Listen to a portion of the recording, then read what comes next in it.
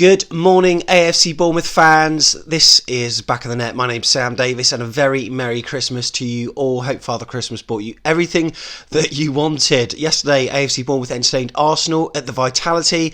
Had a few comments on YouTube with regards to the lack of fan chats. They will be back in 2020.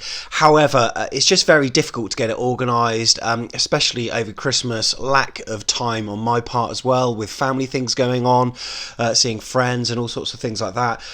So it's not something that we were ever really planning on doing, and because of the lack of faces, some of the regulars couldn't make it. I just thought, well, you know what, I'll chill out, enjoy the games, and we'll be back on it from next year. But we still want your opinion in, and with regards to the fan chats, I need to have a think about what I'm going to do, because I think location-wise, perhaps it's not the best.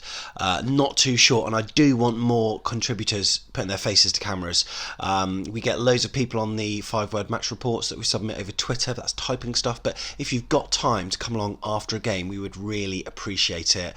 It will really help to build the channel. If you can, let me know by sending me a DM, either emailing through the YouTube link on the About page, or if you're following us on Twitter or Facebook, send us a DM. We'd really love to have you as a regular contributor. We're looking for like 5 or 6 regulars. At the moment, there's only sort of 2 or 3. But yeah, from next year, we would really appreciate just getting more people involved. And then it does make it a bit of an easier job for me, and like having to spend my time roving around asking people whether, if there's a flow of people wanting to put their opinions to camera. That would really help. So yeah, straight home yesterday and lapping up the rest of the Christmas turkey. Hope you didn't eat as much as I did. But we got treated to an alright game, didn't we, on Boxing Day? And I always said that it would be in our favour that we're playing a team that is naturally offensive. Playing the likes of Burnley, Norwich, Watford, Newcastle, Sheffield United. I mean, I could reel out the same teams again, but when they've got that low defensive line and they're as good as parking the bus, we find it so difficult to break down. Ask Chelsea about that, because it looks like they're having similar problems.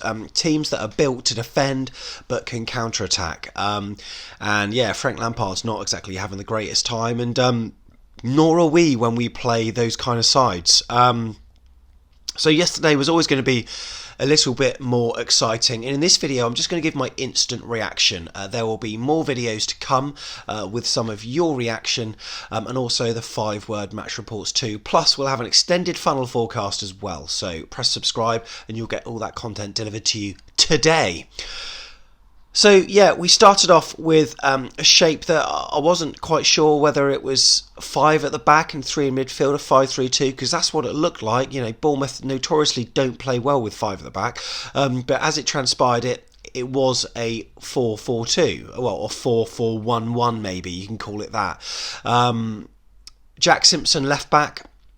With the absence of Simon Francis, Steve Cook returned at just the right time. What would have happened if Steve Cook wouldn't have been back? I can't even imagine what we'd have done. Anyhow, it didn't happen, thankfully, and Steve Cook was superb yesterday.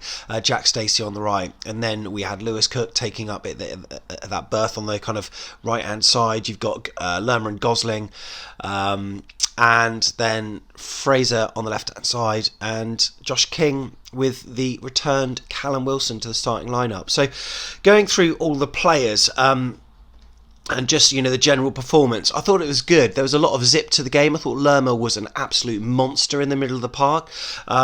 Jack Stacey showed his attacking prowess, and my God, we have got a prospect there with him.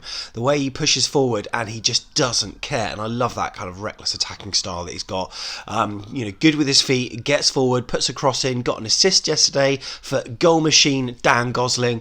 I thought he did really well, and was integral to a number of our brighter moments throughout the game. But obviously, one of the disadvantages with having players that do that is that they can get in behind, and there were a few times where they cut the ball between the channels, between the lines, and he was caught out. And they were playing with some very wide men yesterday, and Jack Simpson has been someone he's sort of garnered a little bit of criticism online, unjustified. Give the lad a break. I mean, he did well given he was thrown into that position, and I thought he did okay. He didn't attack like Rico does and get forward and was playing his conservative game. But can you really blame him? But for a young lad that was thrown into that position, I thought he did very well. And if it's a position he can adjust to, then that's a really good sign for AFC Bournemouth, because when our other 23,006,942 left backs are injured, he can come into place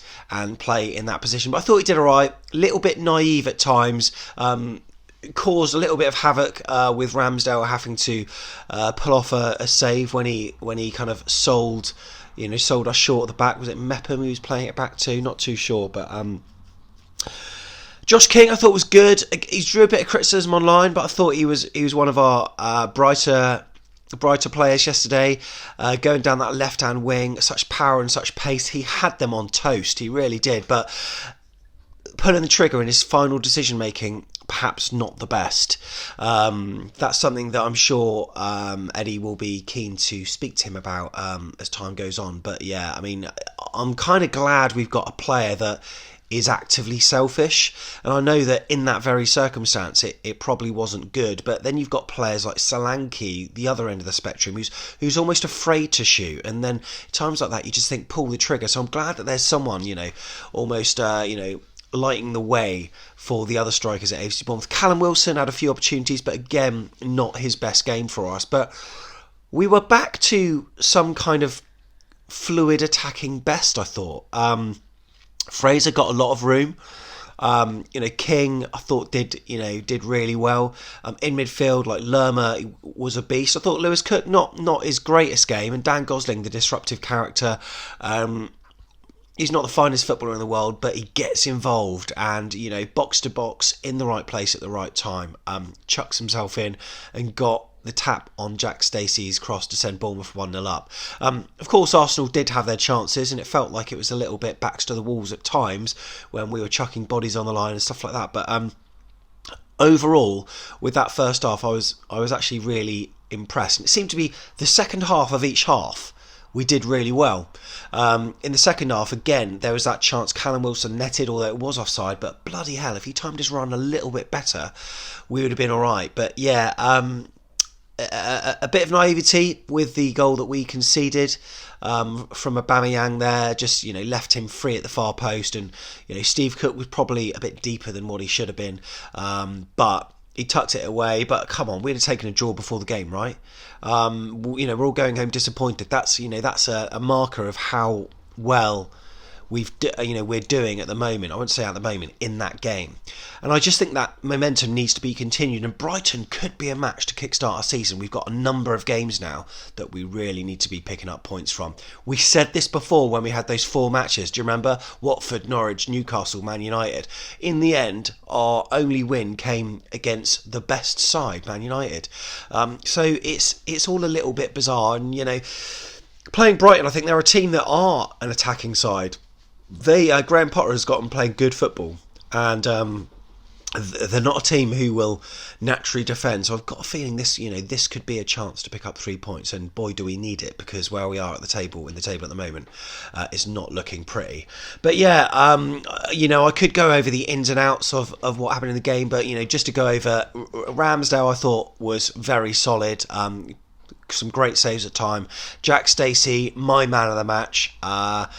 Chris Mepham, I thought, was a warrior. He seems to be getting better when he's got games, and I think he's got to, if Francis comes back in now and takes Mepham's place, as good as Francis did in the match against Chelsea, etc., I just don't think that it bodes well for the future if Mepham is getting dropped, given that Frano's probably only got a season left in him.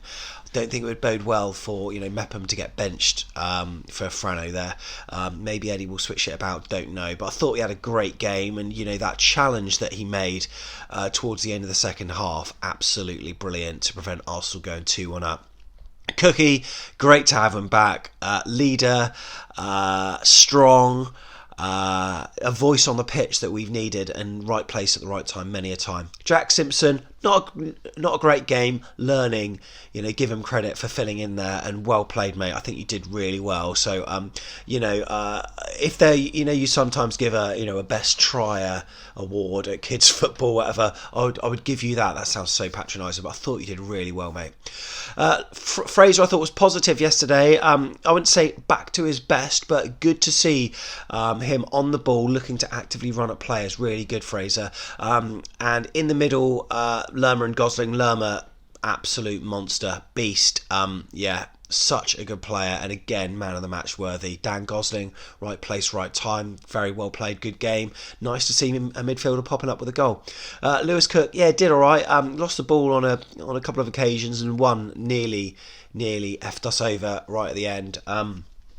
Josh King, I thought, was bright and had a good game. Callum Wilson, not so much. A lot of flicks in that first half. Didn't just hold up the ball. I think he was keen to get us on the counter attack by playing these little flicks, but didn't really ever work. A little bit improved in the second, but still not good enough for me.